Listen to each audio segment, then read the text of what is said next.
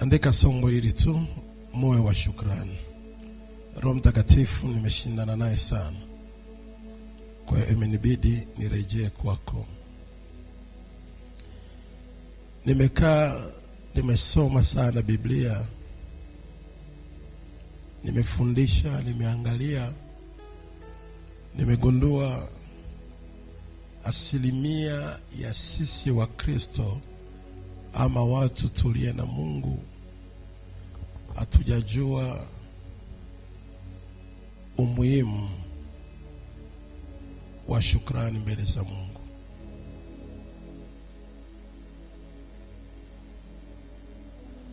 Moyo wa shukrani hatujauelewa vizuri, hatujajua nguvu yake, hatujafahamu uwezo uliomo ndani ya shukrani. Nimegundua shukrani na nguvu sana, kuliko hata maombi ambayo tunakaa tunaomba, tunapiga, tunavunja, lakini hatujatumia hii siri ya ufunuo wa moyo wa shukrani.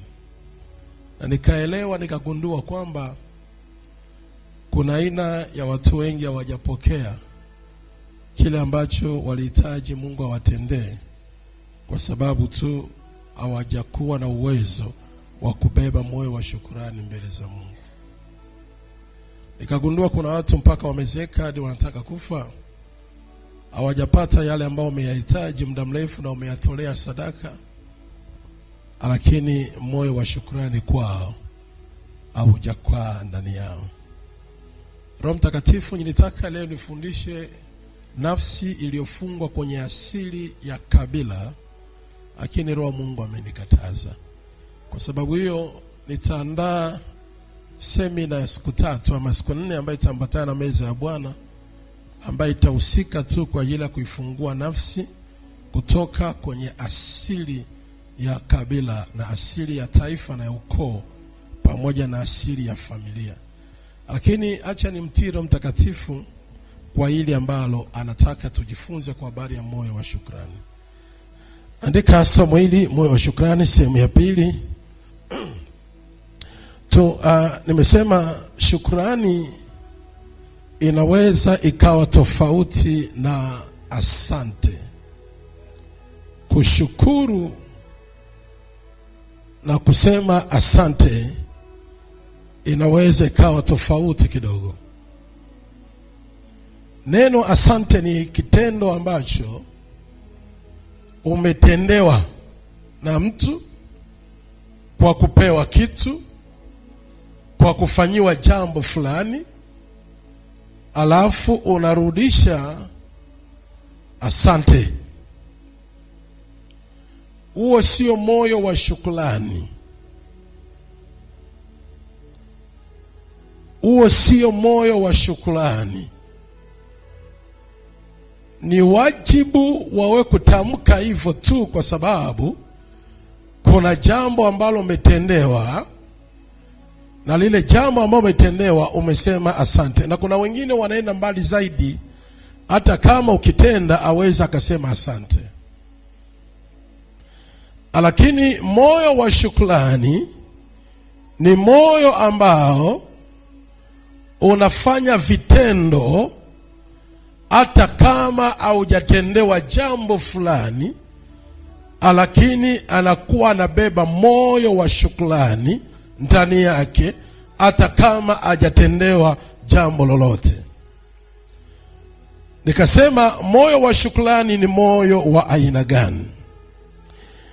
Nikasema moyo wa shukrani ni moyo ambao unaweza ukakumbuka mema aliyetendewa na mtu fulani ama na watu fulani, ikabidi ule moyo wa shukrani ni moyo unayekumbuka yale mema aliyetendewa.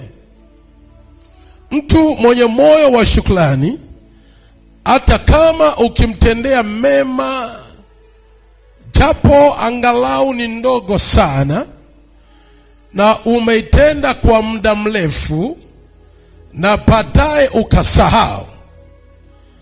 Lakini yule mwenye moyo wa shukrani huwa asahau kile kitendo chema ambacho ametendewa na mtu fulani, hata kama yule mtu yeye kasahau ama alitenda tu kwa sababu ni wajibu wake kutenda, lakini kwa sababu mbegu ile imeangukia kwa mtu ambaye ana moyo wa shukrani, lazima utaona kitendo fulani ambacho atakitenda kwa sababu ya kile ambacho umemtendea.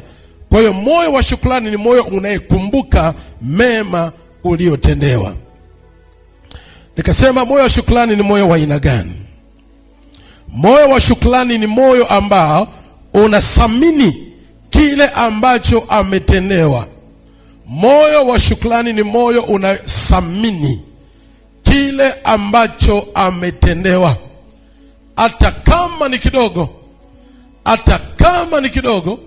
Lakini mtu mwenye moyo wa shukrani huwa anathamini alichotendewa, anathamini alichotendewa, hata kama ni kidogo, anathamini sana. Ndio maana ukimtendea mtu mwenye moyo wa shukrani, hata kama ukimpa nguo ambayo umeshaitumia wewe na ukampa hiyo nguo aivae, namna atakavyoipokea ile nguo, ataipokea kwa usamani sana na ataitunza ile nguo, kwa sababu moyo wake unathamini kile ambacho mtu amemtendea. Watu wa Mungu, iko hivi, ukiona kitu fulani kina transfer, kinahama kutoka kwa mtu aliyekuwa nacho, kikaama kikaja kwako wewe, kithamini, kwa sababu to remove, kutoa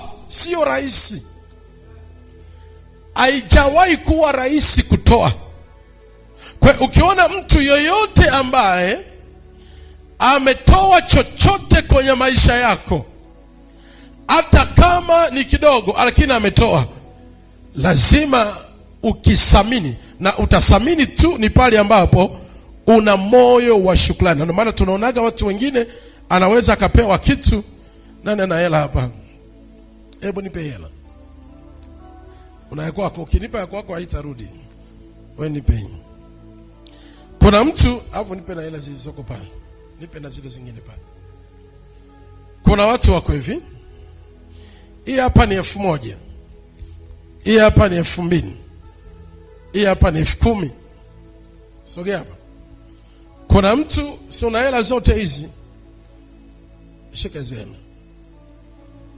hebu nipe 1000 kwenye hiyo hela, nipe 1000. Unaweza ukampa 1000 akaishika hivi, akaishika hivi, akayangalia, nashukuru. Yani alivyoibeba hajasamini. Hebu nipe 2000. Ukimpa 2000 na nyewe pia ataichunguza, anaweza akasema asante ama sisemi. Ukimpa 10,000 kidogo, utasikia moyo wake asante kidogo. Watu wa namna hii ni watu ambao hawana moyo wa shukrani. Hebu kabla simama tu. Na katika research ambayo nimeitafuta kwenye wingu la kiroho, nimegundua ukosefu wa mioyo ya shukrani ndio watu wengi hawajapokea. Yaani nimefanya research, nimejitahidi kusoma, nikashindwa kuhama kwenye hili somo. Moyo wa shukrani ni moyo unayethamini kile ambacho mtu anakupa. Namba 3, moyo wa shukrani ni moyo wa aina gani?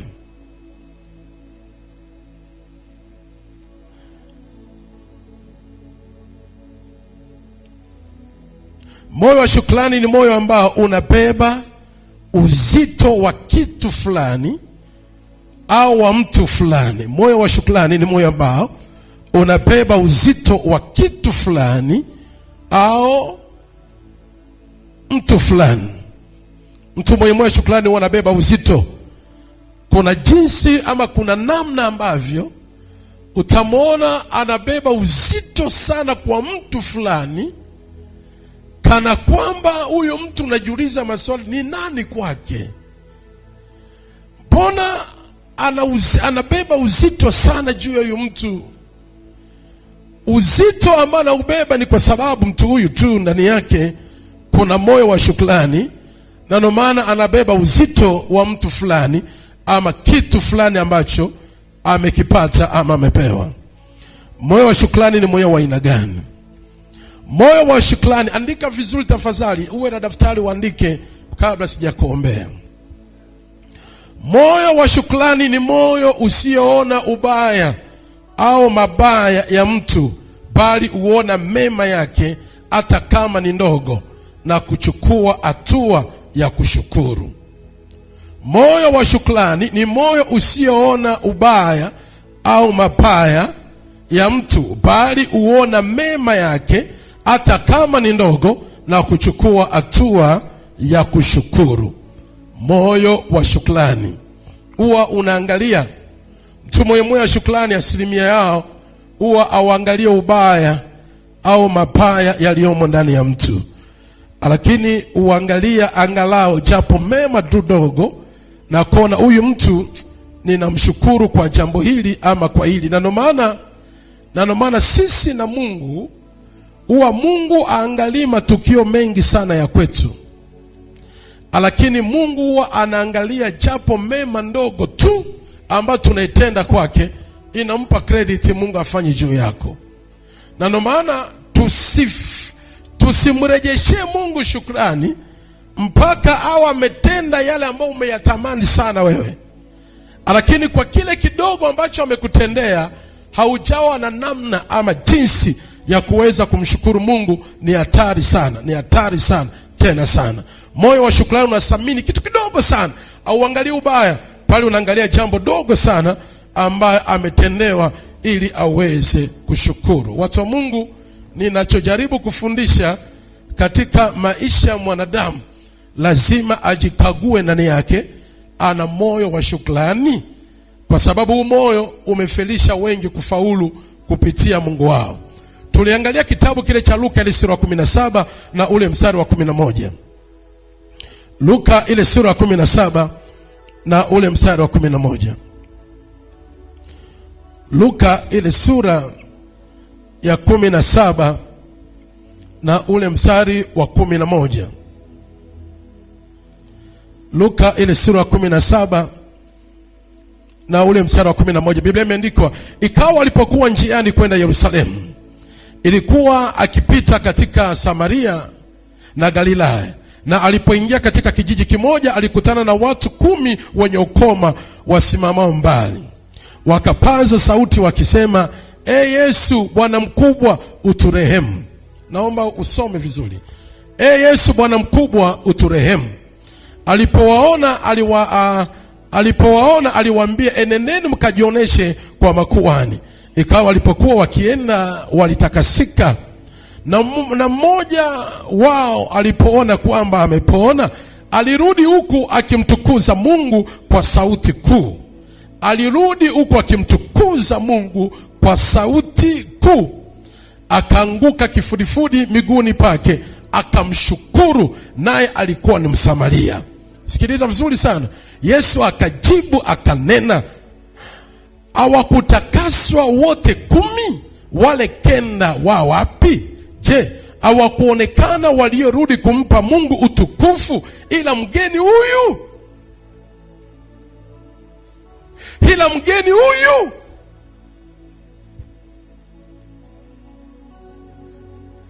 Tafsiri naanza kuangalia, katika watu 10 tutampata mmoja anayeshukuru. Katika watu 100 tutapata 10.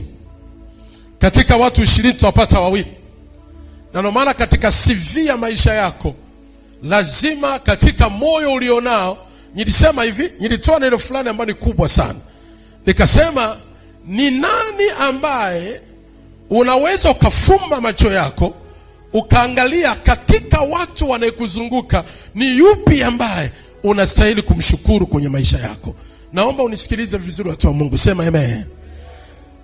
Hebu sema amen kwa sauti, nibariki. Mungu akubariki. Nilisema hao ni wakoma 10 na walijichiwa ni wakoma. Nikiongelea wakoma naongelea watu wenye tatizo na wanajielewa na matatizo na shida zao wanazijua. They'll never be close to the people because of their problems. Hawawezi kuwa karibu na watu kwa sababu ya matatizo walionayo. Walitambua wakajua shida zao wao zinawatenganisha na watu. Walijua magumu ya ukoma hauwezi kumsogelea mtu. But walihitaji faraja kukaa na watu. Walihitaji angalau warudi wakae. Na kwa namna hiyo inamaanisha kwamba hata familia wakuwa nazo karibu, kwa sababu tu walikuwa ni watu wenye asili ya ukoma. Biblia inafundisha vizuri. Walipomwona Yesu hawakumsogelea Yesu. Wao walitamka kwa mbali wakihitaji msaada. Hawakumsogelea, walihitaji msaada. Bwana Yesu tusaidie. Yesu akwambia nendeni mkajionyeshe kwa kuhani. Alitambua siri ya uponyaji wao lazima kuhani ahusike. Siri ya uzima lazima mtumishi wako ahusike. Walipokuwa wakienda kwa hatua ya imani walitakasika. Wakapona. Walivyopona hao 9 ambao Biblia inasema wakenda, hawakuwa na haja ya kurudi kumtukuza Mungu. Hao 9 hawakuwa na haja ya kurudi waende washukuru. Naomba niulize swali, je, kwa kutokufanya hivyo kwao ni kwa sababu walijijua ya kwamba matatizo yao yameisha kupitia wao wenyewe, ama ni kwa sababu ndani yao hawakuwa na moyo wa shukrani? Lakini huyu mmoja ambaye ni mgeni, ni Msamaria. Inamaanisha nini Msamaria? Ni mtu ambaye ni mpagani, hajui wokovu, hajui mambo ya Mungu, hajui mambo ya utukufu wa kimungu. Huyo ni mpagani, haelewi lolote lile. Lakini Yesu alitegemea hao ambao ni wenyeji wa Yahudi ambao waliokoka ndio watakayobeba shukrani kuliko huyu. Unajua kwa hivi, kuna anayemjua Mungu utategemea mema zaidi kwake kuliko yule ambaye unaona hamjui Mungu. Nani ananielewa vizuri?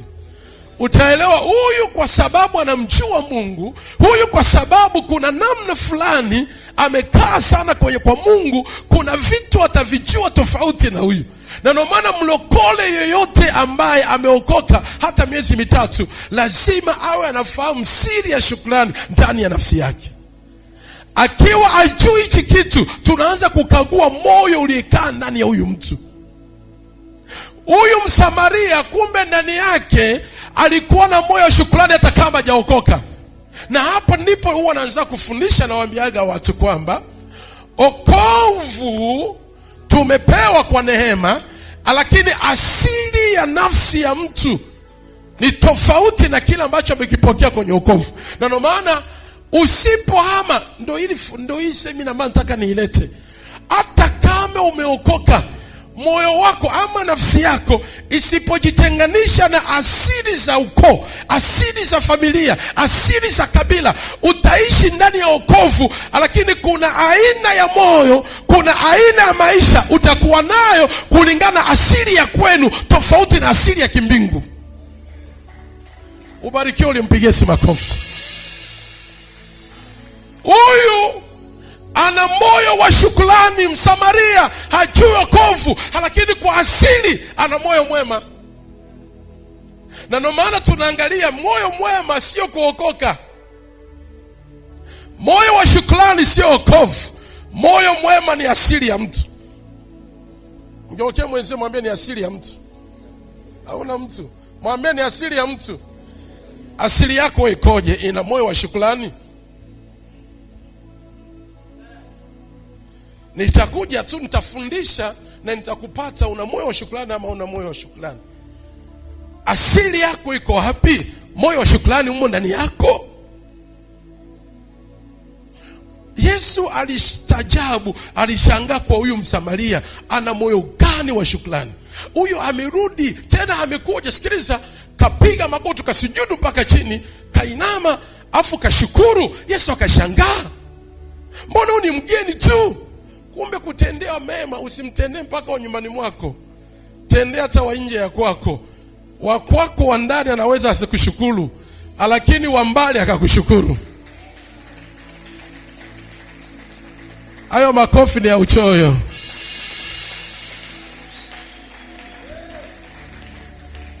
Narudia neno hii, nani amenielewa?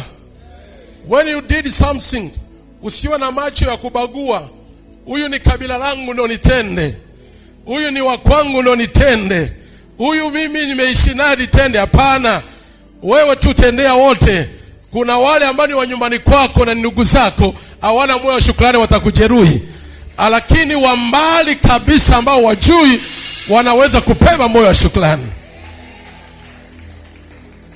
Nani aliona kwenye taarifa ya habari watu wanatoka nchi za nje wanaenda Ghana kumshukuru binti wa kazi aliyewalea? Uliona Ubarikiwe. Sikiliza kwa mimi kitu. Kuna binti wa kazi, yani msichana wa kazi. Amen. Kalea vijana fulani, mama yao walikuwa wanafanya kazi nchi za nje. Wanawaacha na binti wa kazi.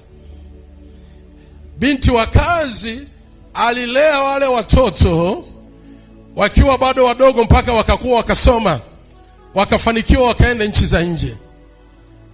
Baadaye wakafanikiwa, wakawa matajiri. Lakini yule binti wa kazi alikuwa anaishi kwenye kajumba kwa kawaida.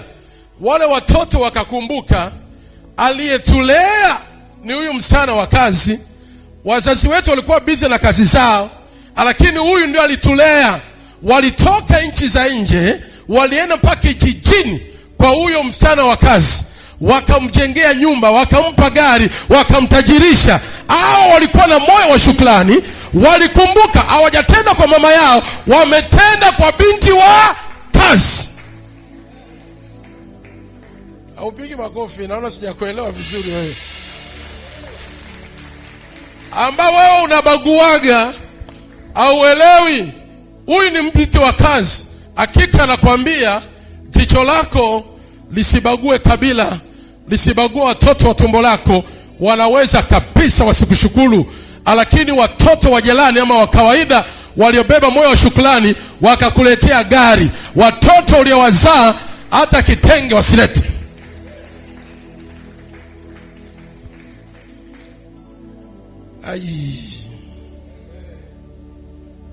Moyo wa shukrani ni moyo ambao Mungu mwenyewe anausamini mtu wa namna hiyo. Nimeona vitu vingi. Mimi nimeona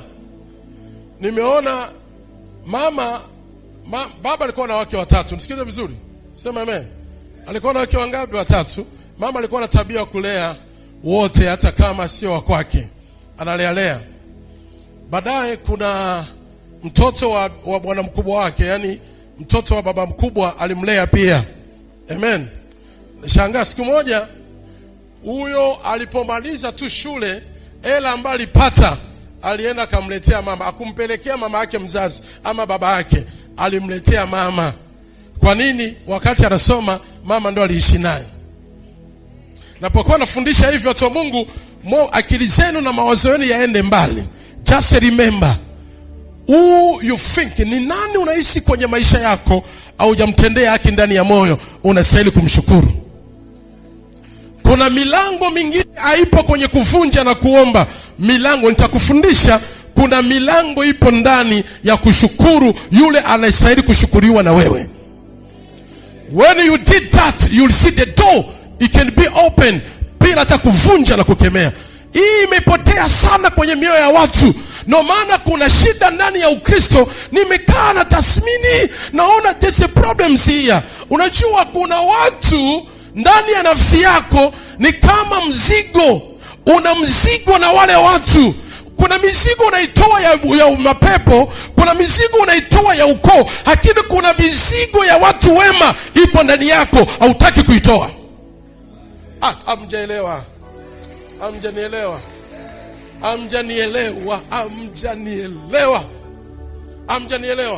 Naongea hivi maana I know myself, I know. Kuna mizigo ukikumbuka mtu fulani unahisi mzigo ndani. Ukikumbuka mtu fulani unahisi mzigo, hapana, huyu sijatenda. Ukikumbuka unahisi mzigo. Lakini utangana kuomba tu, lakini kuna mzigo unakaa ndani, unajiuliza, hivi sijampigia hata simu. Toa mzigo. Haleluya. Yesu anauliza, je, sikutendea watu 10? 9 wako wapi? Lakini ni huyu Msamaria tu ambaye ni mgeni ndio amekuja kushukuru. Mtu ambaye si wa nyumbani kwangu ndio anakuja kunishukuru. Mtu ambaye ni wa mbali. I remember. Don't you remember yesterday at night? Haujakumbuka usiku tunapigiwa simu na Gerard? Au kumbuki? Tunapigiwa simu na Gerard usiku. Sijui kuna posti niliposti, sijui niliposti sema moyo wa shukrani nini, kawa na posti na kuna nyimbo fulani nizima nikaziposti. Gerard akaambia, baba nina deni juu yako. Gerard akaongea. Wangapi wanamjua Gerard? Apostle Gerard. Nikaona tu ananitumia message, baba nina deni juu yako. Nikamwambia, deni gani? Mimi sikudai. Hapana, nahisi deni. Nahisi nina deni baba, sijatenda ipasavyo kwako. Nikaacha. Jana usiku Jumamosi nimetoka na mimi kwenye kichwa kimewaka moto, naingia nyumbani, nafika tu nimetulia hapo, napigiwa simu saa 3, sijui saa 3 saa 4. Baba uko nyumbani? Naambia nipo nyumbani. Uko na mama? Ndio. Tunakuja. Usiku kuna nini Gerard? Kwa nini msije kesho? Hamna baba, naomba tu tuje usiku. Nimeazima gari ya mshirika, naomba nije. Nikamwambia sawa. Gerard akafika nyumbani saa 4 za usiku. Fika nyumbani, kaanguka magotini, kapiga magoti. Mke wake naye akaenda kwa mama, kapiga magoti. Wakaenda kwenye gari. Kuna unakuja na bahasha. Akaja na bahasha na mke wake naye sijui alikuwa ameipanga, mke ndo aende kwa mama. Akasema pokea sijui upako au nabii aliyekuepo. Mume wake akashuka, baba sijashukuru hata sasa. Niligusa tu nije nifanye, lakini nasikia tu bado sijashukuru. Akaanguka, akanipa bahasha. Na mimi ambao sio mnafiki nikaziangalia kwenye bahasha akiwa mbele yake humo. Nikaangalia nikazihesabu zinafika tama ngapi. Nikaona ni nyekundu kweli za kutosha. Isiyo sababu ya kuja kuniambia baba nipe 200. Nafundisha kitu, masomo lazima ifundishe. Nikamshangaa Gerard. Akaniambia programu zake, akaniambia mahitaji yake, akaniambia kila kitu. Akaniambia, baba naomba baraka zako. Nimeshazunguka mno, lakini na bado nasikia mzigo tu kwako. Naomba baba nitamkie neno. Sasa hivi tena niko Msoma na kanisa lingine. Ila baba bado nasikia sijui nifanyeje. Baba hichi tu kidogo, naomba baba nitamkie neno.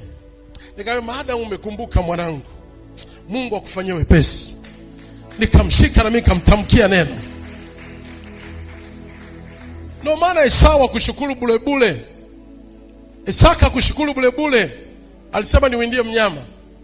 Baadaye nikambariki. Akawasha gari, alikuja na familia ya mtoto wake na yeye akaondoka. Nini? Amekuja kushukuru. Kuna watu unaweza kawabagua, lakini wamebeba moyo wa shukrani. Na mimi natabiri juu yako, hautakufa makuzeeka.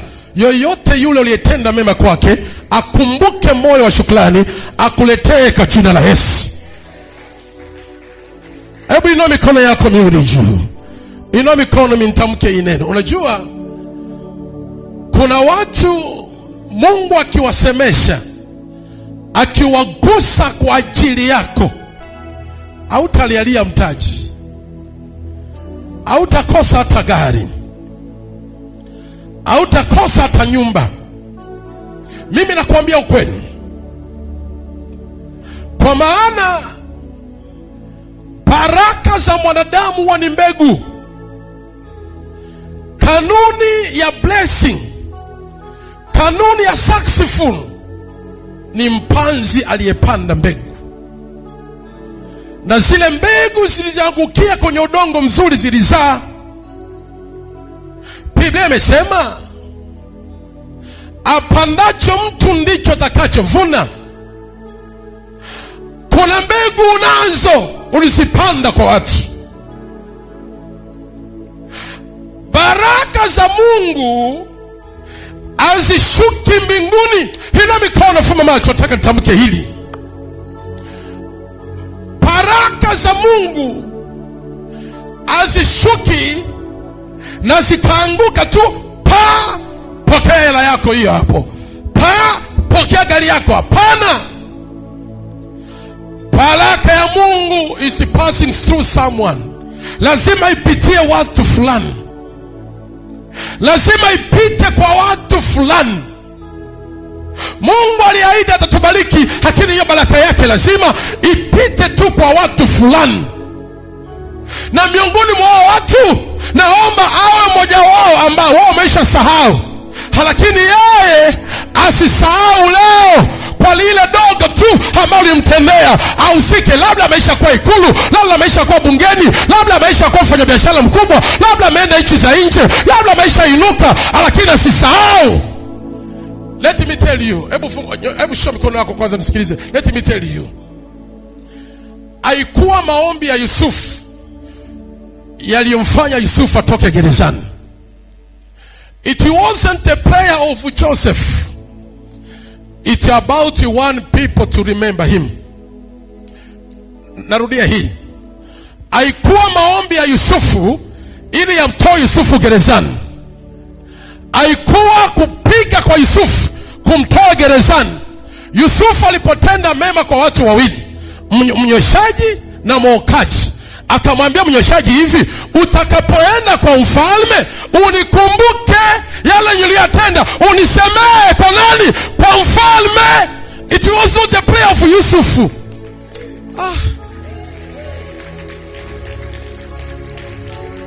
Hebu ongeza ambe mara tatu. Ya pili, ya tatu. Sema tena amen. Yule mnyweshaji alienda, mwokaji akafa, mnyweshaji akaendelea kufanya kazi kwa nani? Kwa mfalme. Wakati mfalme anapoota ndoto, watu wote walitabiri wakashindwa. Mnyweshaji ndiye alisahau, lakini mwenye neema aliyemtendea mema yupo gerezani. Alihitaji huyu tu amkumbuke ile mema tu ambayo Yusufu aliyemtendea ili amtoe gerezani. Akasema, mfalme, nakumbuka leo mabaya yangu. Kuna mtu wakati nilipokuwa gerezani haliwahi kunitendea jambo hili, akanitabiria. Huyo mtu namkumbuka. Naomba, yuko wapi? Yuko gerezani, mlete, anaweza. Nitoeni huyo mtu aliyemtoa Yusufu gerezani. It's not a prayer. It's someone who remember it. Ni mtu mmoja aliyekumbuka alichotendewa.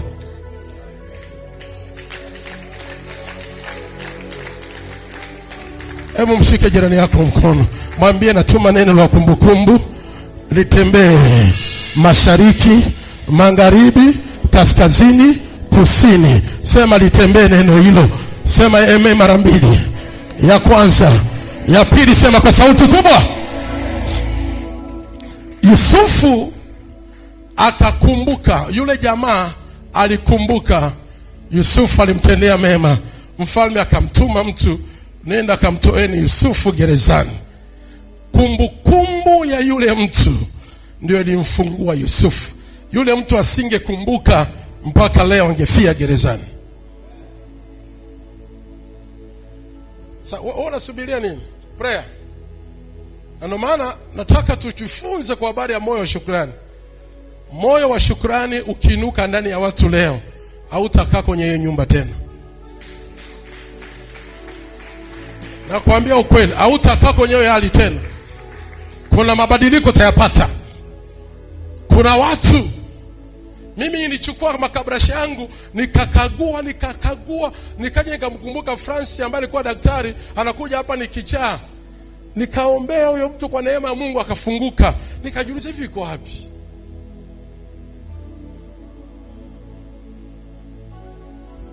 Hata Yesu mwenyewe aliuliza, wako wapi wale 9? Haleluya. Yusufu ndio kilimpoja hicho. Hebu andika, ni watu gani ambao unatakiwa uwatendee washukuru? Tuliangalia aina gani ya watu ambao unatakiwa kuwashukuru, na aina gani ya watu ambao unatakiwa ubebe moyo wa shukrani kwao.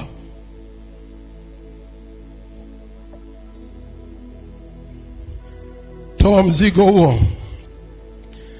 Na aina gani ya watu ambao unatakiwa ubebe moyo wa shukrani kwao? Tuliangalia namba moja, Mungu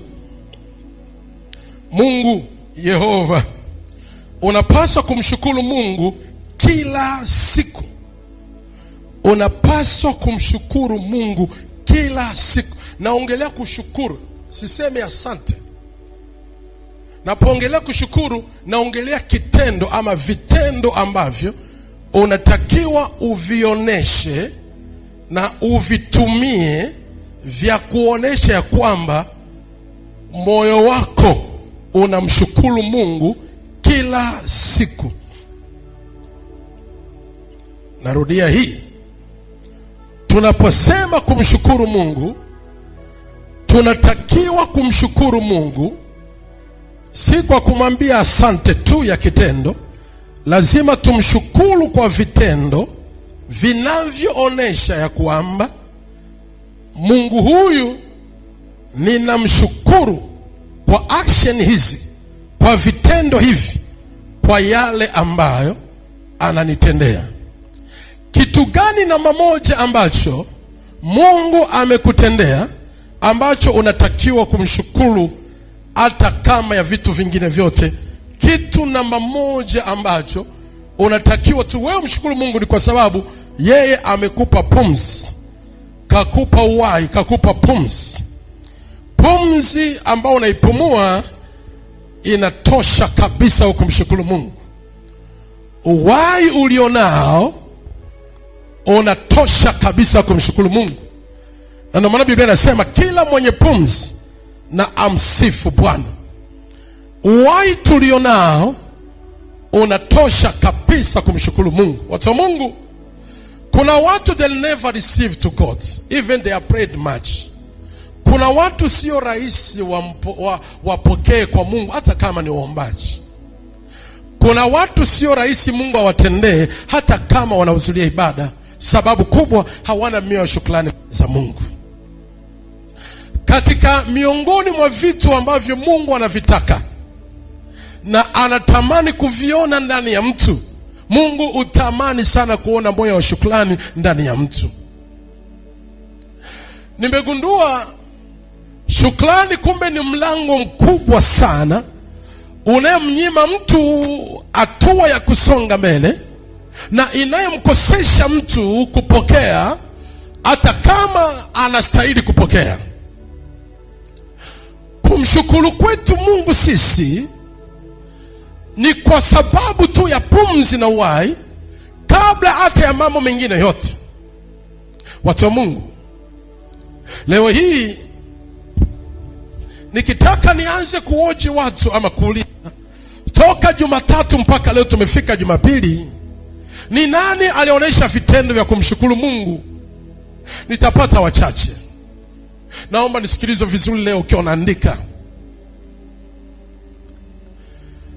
Kitu namba moja ambaye Mungu anafanya kwa mtu ambaye anakusudi naye, Mungu huwa anampa uzima, anampa pumzi, na hataki pumzi yake itoke hata kama anaumwa. That's why zawadi namba moja kwa Mungu juu ya maisha ya mtu yoyote ni uhai, ni pumzi. Mungu akupi zawadi ya magari ukaona yeye ni Mungu. Mungu akupi zawadi ya mke ama mume ukamwona yeye ni Mungu. Mungu akupi zawadi ya pesa ukamwona yeye ni Mungu. Mungu anakupa zawadi ya uhai wako, ukilala leo na kuamka Mungu umuone ni Mungu kwa sababu tu una uhai. Kwa ajili gani? Asili ya mafanikio ama asili ya mtu kuwa na vitu ni asili ya mtu aliye hai. Kwa maana kilichokufa ni kiumbe ambacho akistahili kupokea chochote, akistahili kupata chochote, kwa sababu tayari kimekufa. Aliyekufa hana mpango wa ndoa tena. Aliyekufa ana mpango wa gari tena. Aliyekufa ana mpango wa kujenga tena. Aliyekufa ana mpango wa kumiliki chochote, maana amekufa. Aliye hai yani ni mtu ambaye yupo kwenye loading, yani yupo kwenye mzunguko wa kupokea kutoka kwa Mungu kwa sababu tu ana uhai. Kwa maana baraka za mtu ziko mbele na kuelekea. Kwa hiyo ukilala leo ni mzima na uhai, kuna vitu ambavyo Mungu anakuandalia. Ijapokuwa hajatuahidi ni lini, anatuandalia. Lakini zawadi namba moja, anakutunza kwanza usife. Hata kama ukipatwa mambo mengi, ajali, misukosuko, lakini he never allowed you to die. Maana anajua uhai wako ndio sababu kubwa ya yeye kufanya yale ambayo anayaplani juu ya maisha yako. If you know that, kama unajua hivyo, tupe action au matendo yako ambayo ukiwa mbele zake unamshukuruje Mungu wako. Si mimi naangalia waimba sifa hapa wanapokuwa wanasifu, ninaona wachache wanaicheza hapa kanisani, naona wachache wanaelukaluka hapa, ninaona wachache ambao wanaselebuka. Wengine wote wanajifanya diplomasia, na hana kitu, na hana lolote, hana cheo kwa mfalme, hana cheo popote, yeye anajifanya tu yupo. Sifa inatangaza matendo ya shukrani mbele ya Mungu wako. Kwa sababu tu mpaka leo umefika Jumapili, shukrani namba moja, acha ni msifu Bwana, ni mchezee, kwa maana fadhili zake ni za milele. Wewe una shukrani gani? Ukija kanisani tu unazubaa, yani unazubaa, upo unazubaa, watu wanaimba, muziki unapigwa, unacheza, wewe upo tu. Haufai kuishi mbele za Mungu na haufai kubarikiwa. Why not dance?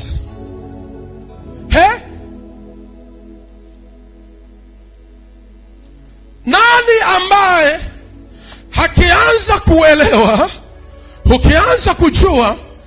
Nilifundisha mwanadamu ana safari ngapi? Ana safari ngapi? 4. Safari ya kwanza mwanadamu ni kulala na kuamka. Hiyo ni safari inahitaji hela. Hiyo ni safari inahitaji magari. Ni safari inahitaji neema ya nani? Neema ya nani? Unailipia shilingi ngapi? Safari namba 2, kumaliza wiki. Kutoka Jumatatu mpaka Jumatatu. Hiyo ni safari. Hapa katikati wenye uwezo wa hela wameishia hapa, ambao tungesema wailipie wiki hadi wiki, wangebuki wiki 300. Lakini kwa sababu neema imewakosa, wameishia ndani ya wiki hapa. Jumanne hawapo, Jumatano hawapo, lakini kwa neema ya Mungu umesafiri Jumatatu mpaka Jumapili, alafu unafika mbele zake unajifanya wewe ni mbunge. Wewe ni nani wewe? Mnifa mna aibu, nyinyi mna aibu. Kwanza mnachelewa. Hauna ile tena shauku ya kwamba Jumapili imekuja, ngoja niwahi mapema nikute sifa, nikute maombi, niombe, nicheze, nisifu. Hauna hiyo shauku. Halafu baadaye tunaomba Mungu nitendee. Mungu sio hivyo. Sio hivyo. Utakaa kwa Mungu mpaka utazeeka kwa Mungu, hauzijui kanuni za kimungu. Nimegundua shukrani nitaifundisha. Mungu anisaidie niifundishe, na niifundishe nisiishie njiani. Haleluya. Show me the action. Nionyesha matendo ya kujua kweli Mungu amenisafirisha wiki mpaka wiki. Eti unaangalia suit, unaangalia lipstick yako kwanza na kufanya kuonekana sio chochote. Unaonaje ukiwa umevaa suit nzuri, alafu hujamisha? Mwambia mke wangu siku moja hivi, kuna kitu nataka Mungu atende, na Mungu akinitendea hicho kitu naona kinaelekea hivi, namshukuruje? Nitamshukuruje? Nikamwambia hivi, nitaenda ninunue suti nyeupe ya gharama. Maana najiuliza nitamshukuruje? Ninunue suti nyeupe hata ya 500,000, halafu nivae, halafu niende kwenye tope, nijizungushe ndani ya tope.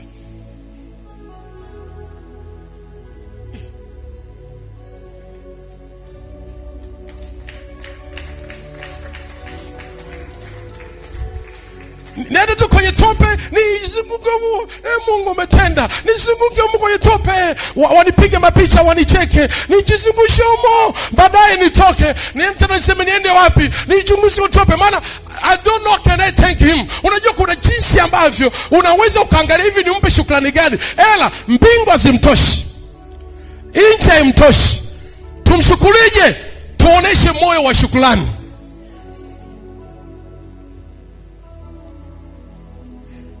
Mimi navyojua, what I know on Sunday, sisi Jumapili ilikuwa ni out yetu. Unajua Jumapili ndo out ya Mkristo. Hata kama una hela, una 2,000 yako na 3,000 yako, ndo siku ya kuja kucheza na Bwana wako, na ndo siku za kuziachia hapo.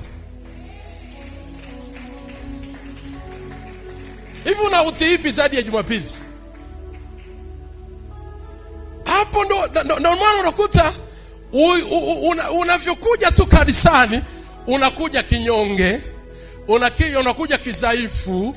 Yaani unakuja mpaka sura yako nakatisha wengine tamaa. Haujajua unaenda kwa Mungu tu wewe mwenyewe, naenda kupeleka. Hebu nikupe kwanza maandiko, labda uelewi.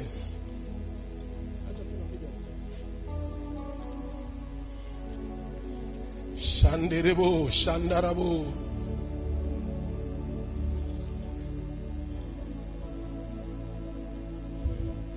Shete karama manderebo shapa. Biblia inasema Wathesalonike, nifundisha Wathesalonike ile Wathesalonike wa kwanza. Wathesalonike wa kwanza, kabla sijakupa maandiko haya, hii ni muhimu sana. Wathesalonike wa kwanza, hii ni muhimu sana. Tena sana. Na ile sura ile sura ya 5 na mstari wa 18. Kila mwenye Biblia afungue Wathesalonike wa kwanza ile sura ya 5 na mstari wa 18. Kila mwenye Biblia afungue. Kila mwenye Biblia afungue. Tusome kwa sauti 1 2 3. Nasemaje? Hamjafika Wathesalonike wa kwanza. Yandirabo shataka baba. Jesus. Yeteketeterina mamanderebo kushaka baba, in the mighty name of Jesus. Wathesalonike wa kwanza ile sura ya 5 na ule mstari wa 10, na Biblia imeandikwa shukuruni kwa kila jambo. Shukuruni kwa kila jambo, maana hayo ndiyo mapenzi ya Mungu kwenu katika Yesu Kristo. Do you want to know the willing of God in your life? Katika vitu ambavyo unatakiwa uvijue. Jua vitu vitatu: mapenzi ya Mungu kwako, mapenzi yako binafsi, na mapenzi ya watu wengine kwenye maisha yako. The willing of God, your willing, mapenzi ya Mungu juu ya maisha yako, na mapenzi ya kwako wewe, na mapenzi ya wanadamu kwako. Siri ya maisha inatembea by the willing. The successful of the life. Can I preach with you? Unajua the successful of the life, it depend about the willing. Yani mafanikio ya maisha inatembea au inategemea na mapenzi. Mapenzi ya Mungu ni yapi kwako? Mapenzi yako. That's why Biblia inasema hivi, mnapoomba ampewi kwa sababu mnaomba vibaya. Kwa nini tunaomba vibaya? Tunaomba vibaya kwa sababu tunaomba kwa mapenzi yetu binafsi, lakini mapenzi ya Mungu kwako sio hivyo unavyoomba. Mungu anatenda ama anafanya kwa mtu kulingana na mapenzi ya Mungu kwako. Katika vitu vya msingi ambavyo unatakiwa vijue kwenye maisha yako, you must know mapenzi ya Mungu ni yapi kwangu. The willing of God ni yapi kwangu? Je, mapenzi ya Mungu ni mimi kuolewa kwa wakati huu? Mapenzi ya Mungu ni mimi kuoa kwa majira haya? Mapenzi ya Mungu ni mimi kuwa na mtu huyu? Mapenzi ya Mungu ni mimi kuwa hivi? The willing. Mapenzi hapa huwa ndio inajificha kwa watu ambao wana uhitaji wa kitu fulani. Na ndio maana kwa hivi, mapenzi ya mwanadamu akuue wewe. Mapenzi ya mwanadamu akuangushe yeye. Mapenzi ya mwanadamu uharibikiwe. Mapenzi ya mwanadamu ukataliwe. Lakini the winning of God is not like that. Mapenzi ya Mungu sio hivyo. Kwa hiyo hata kuangusha kwa sababu anatenda kwa mapenzi yake, lakini si mapenzi ya Mungu juu yake. Sema amen. Hapo ndio maisha, ndio siri ya maisha. Biblia inasema hivi, mshukuruni Mungu kwa kila jambo, maana ndio mapenzi ya Mungu ndani ya nani? Kristo. Ina maana mapenzi ya Mungu namba moja kwenye maisha ya Mkristo ni kumshukuru kwa kila sauti, kwa kila. Uwe umeolewa hujaolewa vizuri, uwe umelala njaa hujalala njaa. Mbona wengine muongei? Uwe una hela una hela, uwe umepigwa hujapigwa. Mgeukie jirani yako kumwambia, did you do that? Unafanyaga hivyo?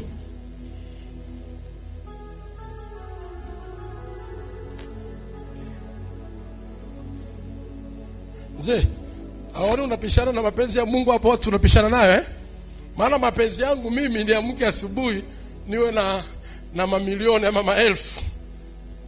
Mapenzi ya Mungu no, is not like that. Kuna jinsi nafanya mwenyewe. Uamke tu moja kwa moja upate hela. Mapenzi ya Mungu hamna. Kuna vitu Mungu anatembea navyo kwako kwa mapenzi yake. Laiti ukifunuliwa mapenzi yake utaona ushindi. Kwa hiyo sasa ukiamka, itakachokiona kwako lazima uwe na neno la shukrani. Ile shukrani ina include mapenzi ya Mungu. Mungu anakuangalia, huyo mapenzi yangu anayajua, ananishukuru kwa hakuna vitu hajatenda, lakini ana moyo wa shukrani. Unaanza kuwakilisha mapenzi ya Mungu juu ya maisha yako. Kuna vitu Mungu anaanza kufungulia milango kwa sababu una moyo wa shukrani. Hata kama huna umetenda, unashukuru.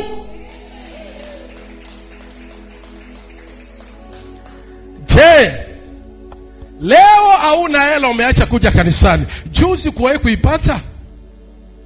Jana kuwahi kuipata? Ameona kumbe unatembelea mapenzi yako wewe, haujatembelea mapenzi yake yeye. Kwa nini haujamshukuru hata kama una hela ukaja ukarukaruka hapa?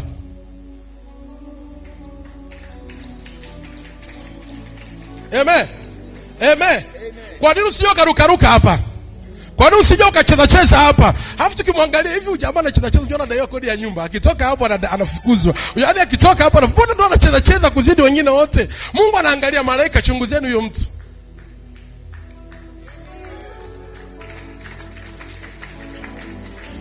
Wewe uliyepiga makofi umenibariki. Hebu simama wewe, t-shirt nyeupe. Wewe t-shirt nyeupe. Wewe njoo hapo nipe mkono. Nikianza kusubiri muda ndachelewa. Wewe umenibariki wewe, kaa hapa. Huyu atakuwa na busara fulani huyu. Unajua sio rahisi vijana kama wao kupiga makofi na mikono juu. Yaani wewe una busara fulani. Unaona kapiga makofi. Mungu anataka kuondolea roho ya kuishia njiani. Kuna roho ambayo unakuwa unakata tamaa mapema. Unakuwa unasikia kuchoka ghafla. Unasikia kukata tamaa. Yaani unahisi tu akili yako kama inachoka. Lakini Mungu amekupa ustadi wa vipaji na neema. Lakini roho ya kuchoka na ivunja. Tumika Jesus. Isikae kwako tena. In the mighty name of Jesus. Amen. Piga makofi juu yake. Nenda ukae. Nitadili na wewe baadaye. Nisikilize vizuri. Kwa nini usishangilie na huko unadaiwa kodi? Ingia ndani utakuta mke wako ushafu mpaka hapo. Mdomo unataka kufika hapa. Nini kuna tatizo ndio maana amefikia hiyo. Ashukuru Mungu kwa kila jambo. Shukuruni kwa kila jambo. Maana ndio nini? Mapenzi ya Mungu kwetu, ambaye imejificha ndani ya Kristo. Na atupokee bila jina la Yesu. Yesu ile atende, unatenda kwa mapenzi. Moyo wa shukrani uko wapi? Nani aliye mgonjwa na sifu hapa? Nani ambaye amepigwa jana, amepigwa juzi, akina anakuja hapa anacheza anashangilia? Mungu amuone.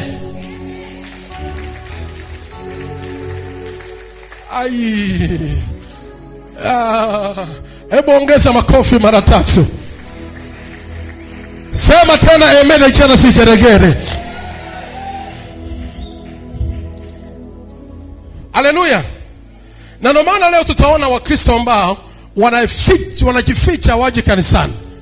Maisha magumu, hali ngumu, biashara ngumu, hali ngumu, ukimwambia Bwana njoo kanisani, hamna, haitatoka hiyo hali ngumu, kwa sababu hauna moyo wa shukrani. Hauna moyo wa shukrani. Mwambie mwenzio, wewe hebu jifunze moyo wa shukrani kwa Mungu. Daniel ile sura ya 6 mstari wa 10. Kila mwenye Biblia afungue hii. Tumuone Daniel. Tumuone Daniel mshukuru Mungu kwa wakati gani. Daniel, kila mwenye Biblia, labda na kama unachungulia kwa jirani yako.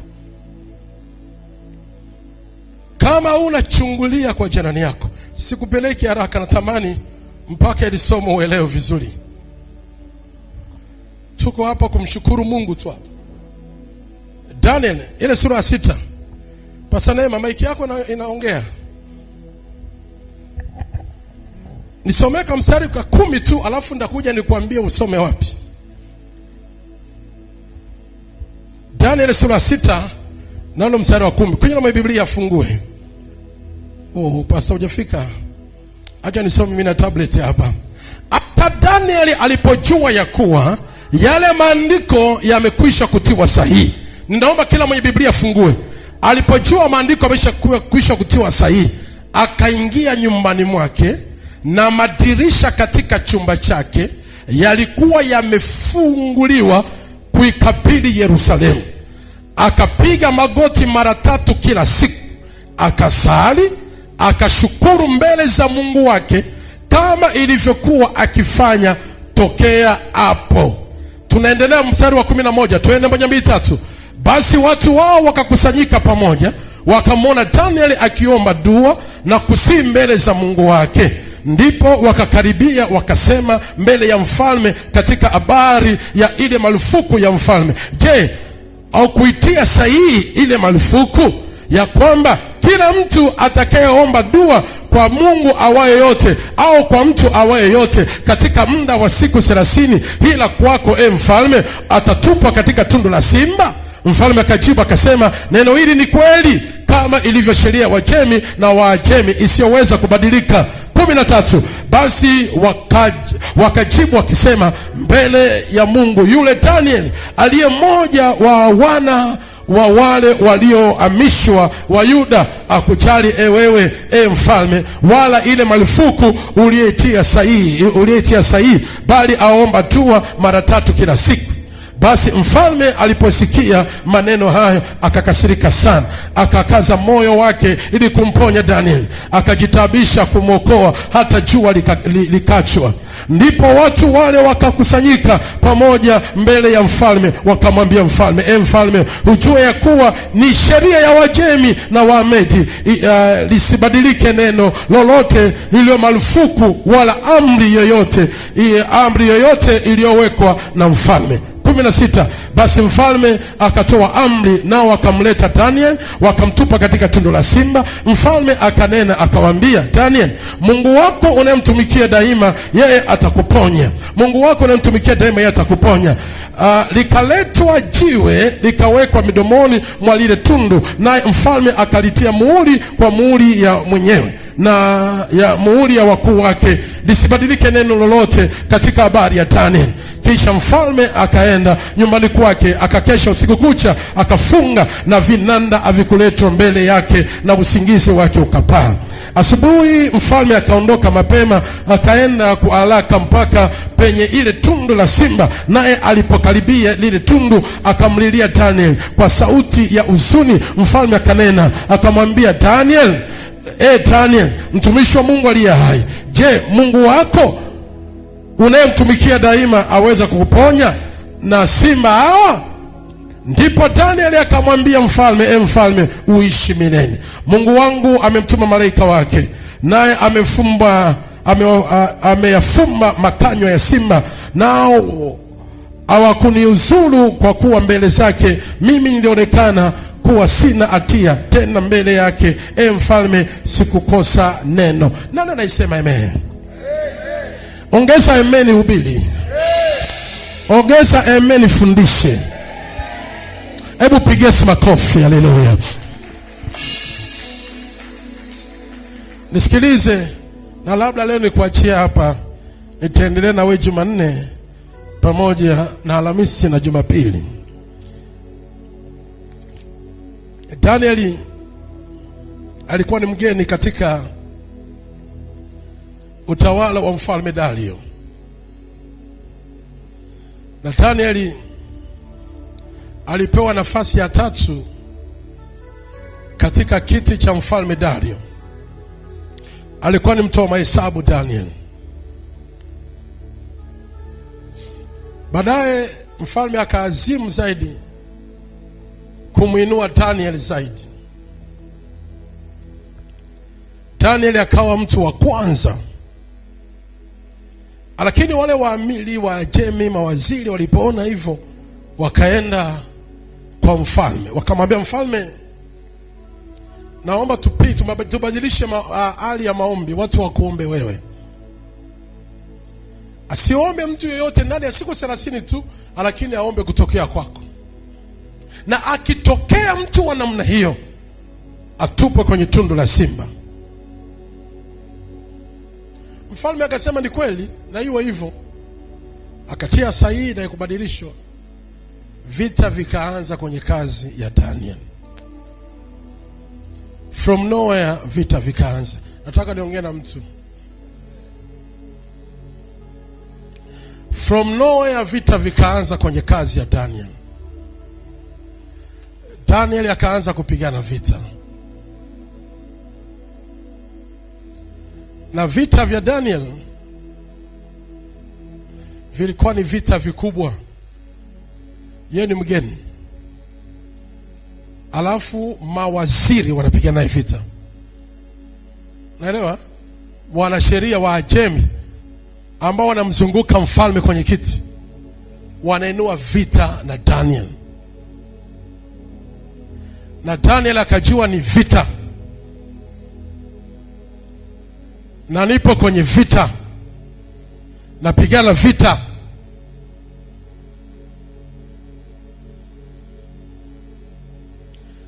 Daniel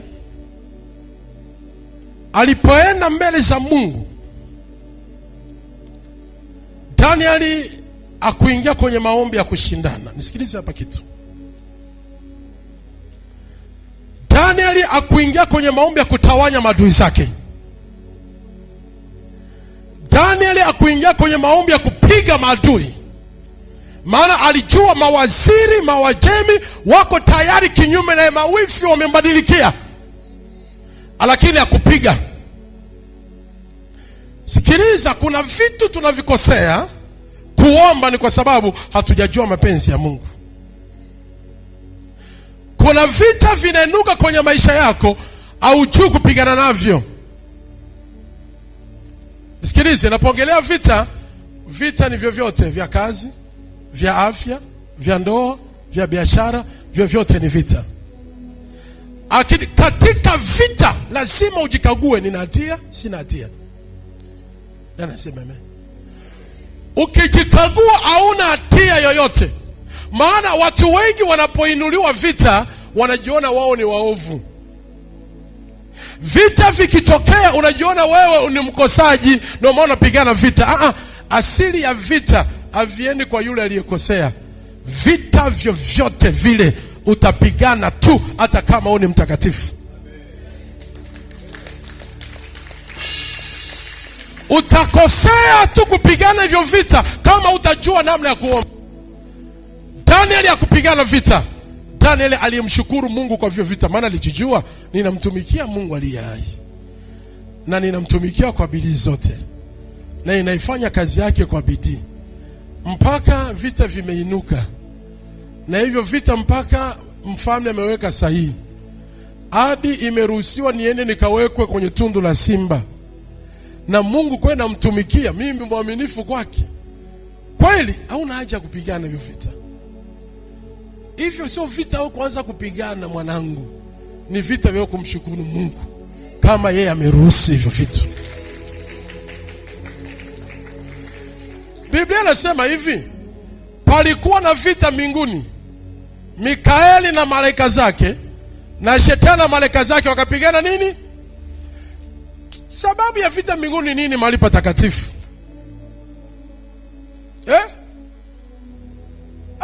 Mahali patakatifu patokeje vita?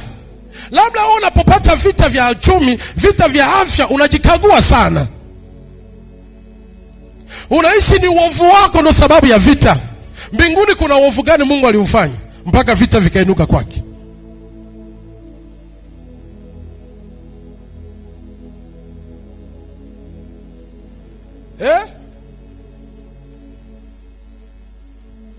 Mungu alikosea nini? Mungu alimkosea ni shetani.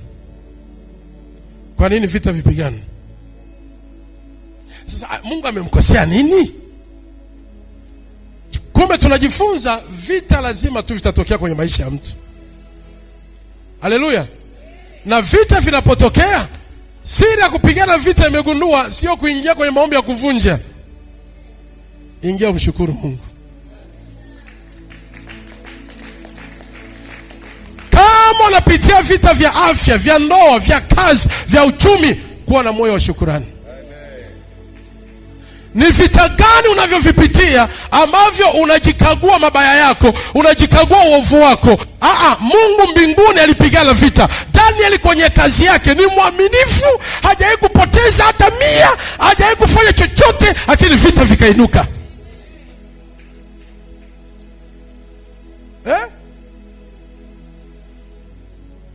Haleluya.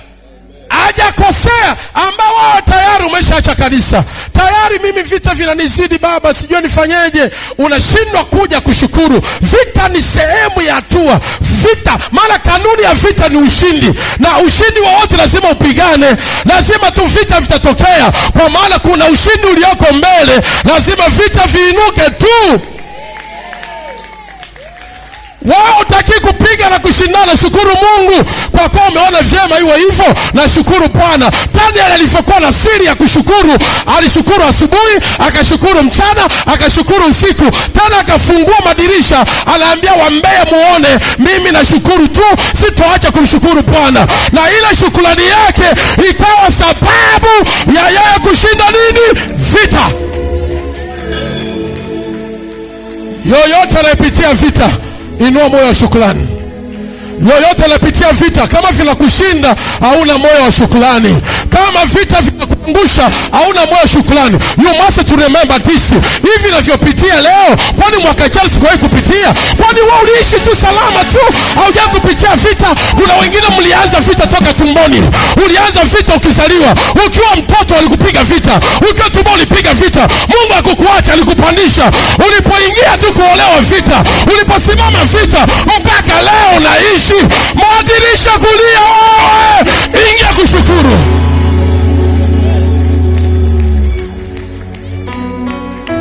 Haleluya. Kama vita viondoki kwako, makosa ni ya kwako. Unalaumu sana, unalaumu watu, unanungunika sana, unaanza kufunga kupiga. Wewe piga magoti, shukuru Bwana. Ukija kanisani wewe shangilia.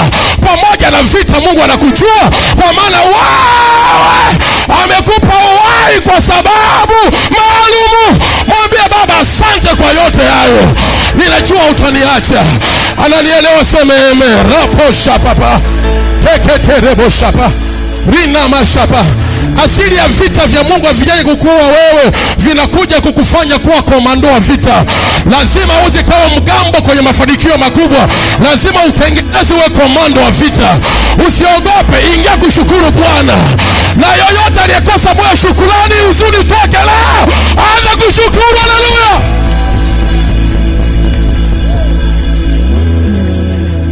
Teraboko shaparama yapa teketeterebo shapa. Unashangaa mtu ana usudi tu muda wote. Yaani mimi vita ni vikali kwangu. Yaani mimi vita hivi vinanizidi. Vinakuzidi nini? Mungu anataka kuimarisha. Mwambie Baba asante kwa maana umeona vyema vita hivi. Najua utaniacha. Baba asante, asubuhi asante. Shangilia hadi watu wanakushangaa. Mbona huyu katika hali ya vita alivyo navyo, mbona anasifu, mbona shangilia? Mungu akikuangalia, malaika wanaandika tiki. Wanasema huyu hata akitupa kwenye tundu la simba hawatamwangusha. Anatembelea mapenzi ya Bwana. Moyo wa shukrani umo ndani yake. Na maadui zako ndio watauawa wao. Wewe utauawa. utainuliwa, maana una moyo kumshukuru Bwana aliye hai. Waliotengeneza vita hao ndio ambao watapigwa wao